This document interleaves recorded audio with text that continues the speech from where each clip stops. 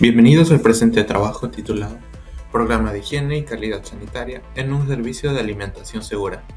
En esta oportunidad, el servicio que escogimos será una heladería, la cual decidimos nombrar Petitos Creamery. Quien les habla es Amir Candia, y con mis compañeros Fabián Choquehuanca, Luis Díaz y Fabricio López nos acompañarán el día de hoy a revisar este programa de higiene y calidad sanitaria. En primer lugar, presentemos el caso Big Olaf Creamery, el cual se dio en Estados Unidos, en el estado de Florida, específicamente en la región de Sarasota en el año 2022. Es un caso de contaminación alimentaria bastante conocido y con graves consecuencias, pues esta empresa enfrentó un brote masivo de Listeria monocytogenes, y aunque su foco se dio en su planta central, las consecuencias afectaron a prácticamente toda la franquicia, como lo veremos más adelante.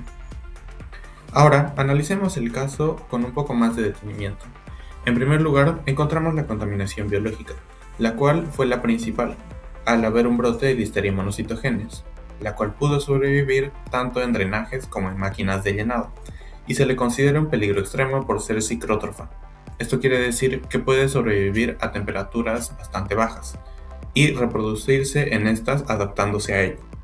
Además tenemos la contaminación física, la cual se dio de forma indirecta por equipos con soldaduras deficientes y tuberías viejas, ya que se le transmitía restos de óxido hacia los alimentos. Por último tenemos la contaminación química, ya que se le considera como un derivado. Al intento de erradicar la listeria, se consideró un riesgo, ya que se usó desinfectantes en dosis excesivas. Hablando sobre las causas de este problema, en primer lugar la cultura de inocuidad y sanidad inexistente, ya que se priorizaba el volumen de producción y no la calidad de los productos. Por otro lado tenemos la higiene del personal encargado, el cual se movía en áreas sucias y áreas limpias sin cambiar la indumentaria ni desinfectarse correctamente. Por último, las fallas en el plan HACCP, ya que no se identificó la limpieza de drenajes ni máquinas de llenado en su programa de limpieza y desinfección. Todo problema trae sus consecuencias, y esta no es la excepción. Se calcularon 28 enfermos en aproximadamente 11 estados del país, entre ellos el fallecimiento de Mary Billman a sus 79 años, y una pérdida fetal de 11 semanas. Entre legales y financieras, las demandas multimillonarias llegaron a cubrir entre 15 y 20 millones de dólares. Además de su reputación y la forma sanitaria, quedaron manchadas de por vida con la muerte y la enfermedad, por lo que conllevó a su cierre definitivo. Aunque todavía se pueden encontrar marcas con este nombre, estos se consideran independientes de la planta central en Florida. Acerca de las medidas correctivas implementadas, estas no se dieron dentro de la planta de Florida, sino que se implementaron en el resto de plantas independientes, con el fin de prevenir lo que había sucedido en Sarasota. Algunas de estas son la validación de la limpieza, que ya no bastaba con que algo se vea limpio, el diseño sanitario, sustituyendo especialmente la maquinaria que se implementaba en el hecho de llenado, control del drenaje, incluyéndolos dentro del plan de limpieza y desinfección, y por último el monitoreo ambiental, tanto como la temperatura, la humedad y otros factores. Cambiando un poco de tema, pasaremos a hablar sobre los criterios de aceptabilidad. Para esto, tomaremos en cuenta los 10 principales ingredientes clave para la elaboración de productos en una heladería, en este caso, Petitos Creamery. Empecemos con la leche y la crema de leche, que en general son lácteos. Su temperatura debe ser igual o menor a 4 grados centígrados, color uniforme con un tono amarillento, olor fresco, envase sellado y de preferencia pasteurizados. En cuanto a los huevos, deben tener una cáscara limpia y sin grietas, además de una yema bastante firme y un color de los huevos de acorde al color y la raza de la gallina. Los conos o barquillos deben tener una textura crujiente y un empaque sellado que proteja contra la humedad. Además, este empaque será rechazado en caso de que más del 10% de las piezas estén rotas o quebradas. Continuando con los frutos secos, deben tener una textura firme y crujiente, estar libres de cáscaras extrañas y fuera de cualquier signo de humedad. La fruta fresca debe ser firme al tacto, un color uniforme, la piel brillante y limpia, y además el olor característico de cada fruta. El chocolate y el cacao deben tener un brillo específico y característico, un quiebre limpio en el chocolate y una temperatura entre 15 a 18 grados centígrados. Estabilizantes y azúcar Deben ser fluidos y no contar con terrones ni grumos. El empaque totalmente seco y evitar la presencia de hilos, piedras o insectos. Por último, la pulpa de fruta congelada debe estar completamente sólida, a una temperatura menor o igual de -18 °C, con un empaque sellado al vacío. Debemos tener en cuenta que todos los ingredientes mencionados anteriormente no deben pasar su fecha de caducidad y deben estar debidamente etiquetados. Bueno, muy buenas, mi nombre es Fabricio y en esta parte de la exposición hablaremos sobre los métodos de conservación de los principales insumos utilizados en la heladería Pepitos. También explicaremos las condiciones adecuadas de almacenamiento y las claves de inocuidad necesarias para evitar riesgos sanitarios. Primeramente tenemos leche fresca y crema de leche. La leche fresca y la crema de leche se conservan mediante refrigeración continua. Deben mantenerse entre 2 y 4 grados Celsius. Y con respecto a la crema de leche, esta es más delicada porque su alto contenido graso puede absorber a olores fácilmente. La clave de inocuidad es no romper la cadena de frío, ya que si estos productos permanecen más de 2 horas por encima de 5 grados Celsius, aumenta el riesgo de proliferación bacteriana. Luego seguimos con los huevos. Los huevos se conservan mediante refrigeración y control de humedad. En una heladería profesional debe mantenerse aproximadamente a 4 grados Celsius para prolongar su vida útil y reducir el riesgo de salmonela. Además, deben guardarse en sus envases originales y no deben lavarse antes de almacenarlos porque se elimina su capa protectora natural. Seguimos con la fruta fresca y más que nada la fruta fresca requiere refrigeración diferenciada. La mayoría se conserva entre 4 y 5 grados Celsius con humedad alta para evitar la deshidratación. Como medida de inocuidad, las frutas deben mantenerse separadas de los lácteos para evitar la contaminación de olores y sabores. Continuamos con la pulpa congelada. La pulpa congelada se conserva mediante congelación profunda a temperatura de menos de 18 grados Celsius o inferiores. La principal medida de inocuidad es evitar la recristalización. Si la pulpa se descongela parcialmente, debe utilizarse inmediatamente y nunca volver a congelarse.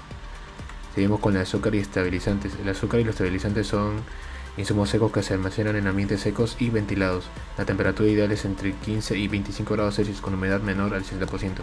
El azúcar absorbe humedad fácilmente, por eso debe mantenerse en recipientes herméticos o sobre palets, evitando el contacto directo en el piso.